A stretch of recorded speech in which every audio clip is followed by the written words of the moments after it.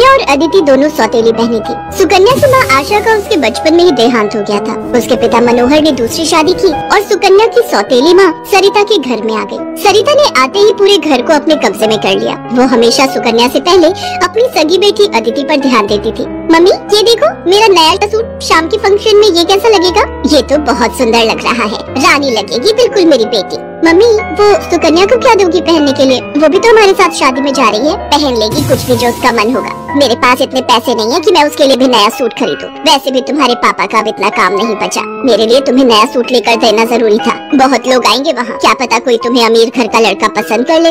अरे सरिता, कभी कभी अपनी बड़ी बेटी सुकन्या के बारे में भी सोच लिया करो। वो बेचारी भी तो शादी लायक है। बस आ गए अपनी लाडली बेटी के बारे में चिंता करने। पता नहीं कौन से मनहूस दिन मेरी तुम्हारे साथ शादी हुई थी। जब से आई हूँ एक ही नाम तुम्हारे मुंह पर चढ़ा हुआ है। देखती हूँ सुकन्या सुकन्या। अरे तुम्हारी दूसरी बेटी अदिति भी कुंवारी है, वो भी तुम्हारी ही बेटी है। उसके बारे में भी कुछ सोचा करो। मैं हूँ जो पैसे जोड़ जोड़ कर अपनी बेटी को सूट दिलवाए हैं। अब शाम को चलने की तैयारी कर लो, बहुत बड़े बड़े लोग उस शादी में आएंगे। ये तो मेरी सहेली पुष्पा की बड़ी मेहरबानी है जो उसने हमें एक कार्ड दे दिया, वरना हम गरीबों को इस शहर में और इतनी बड़ी शादी में कौन पूछेगा। मनोहर को पता था कि सरिता का स्वभाव बहुत ही खड़ूस है, इसलिए वो चुपचाप अपने कमरे में चला जाता है। शाम को सब लोग शादी के लिए तैयार होते हैं। अदिति बहुत ही सुंदर सूट पहनकर तैयार होती है। सुकन्या के पास तो कपड़े ही नहीं थे। अचानक मनोहर सुकन्या के पास आता है। सुकन्या बेटी, ये ले, ये तेरी माँ की साड़ी है, तू ये पहन कर तैयार हो जा। देख कितनी सुंदर साड़ी है, मेरे संदूक में रखी थी, मैं वही ढूंढ रहा था और आज मुझे मिल गई। पिताजी ये माँ की साड़ी सचमुच, ये साड़ी तो बहुत सुंदर है। शुक्रिया पिताजी, आज आपने माँ की ये साड़ी देखकर मुझे बहुत खुशी दी है। हाँ बेटी, अब ये साड़ी पहनकर जल्दी से तैयार हो जा, देखना तब से सुंदर लगेगी मेरी बेटिया। सुकन्या अपनी माँ की साड़ी पहनकर तैयार हो जाती है। सब लोग शादी में पहुँचते हैं। सरिता जानबूझकर अदिति को ही आगे कर रही थी ताकि वहाँ लोग अदिति को ही देखें। तभी एक बहुत ही बड़े परिवार के लड़के आशीष की नजर सुकन्या पर पड़ती है। सुकन्या बिल्कुल अकेली खड़ी थी। वो लड़का उसके पास आया और उससे बात करने लगा। हेलो, मेरा नाम आशीष है और आपका?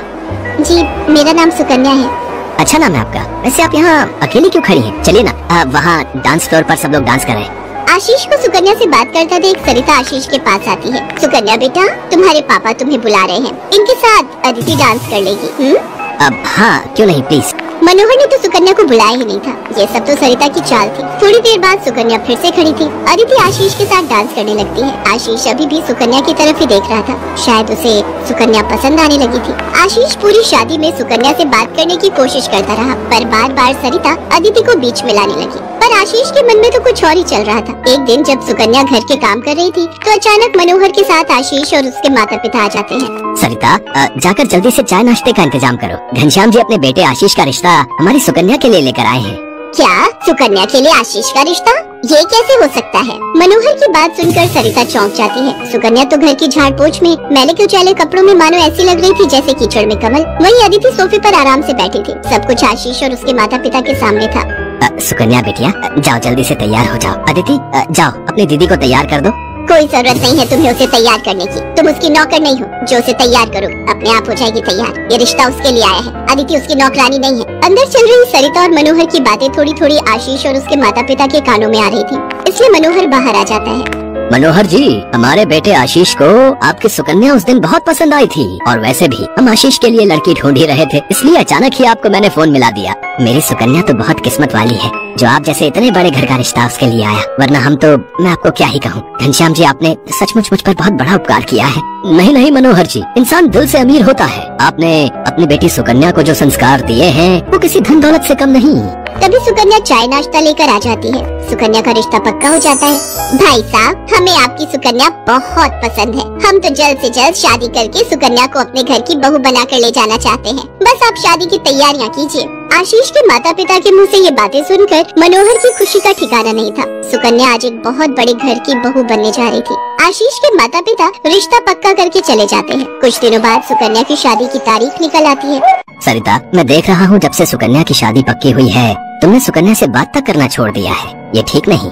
तुम अपनी बेटी की शादी करो, मैं इस शादी में कोई हाथ नहीं लगाऊंगी। ये रिश्ता मेरी बेटी के लिए था। मैं चाहती थी आशीष के साथ अपनी बेटी का रिश्ता करना, पर तुम्हारी उस सुकन्या ने सब काम खराब कर दिया। ये तुम गलत कह रही हो सरिता। सुकन्या के लिए आशीष के माता पिता खुद से रिश्ता लेकर आए हैं। तुम्हें तो खुश होना चाहिए। तुम क्यों सौतेलापन सुकन्या के साथ रख रही हो? तुम्हें तो उसकी सगी माँ बनकर उसे विदा करना चाहिए। मैं इसलिए तुम्हें उसकी माँ बनाकर लाया था, वरना क्या? क्या कहो तो मैं अभी ये घर छोड़कर चली जाती हूँ। बोलो।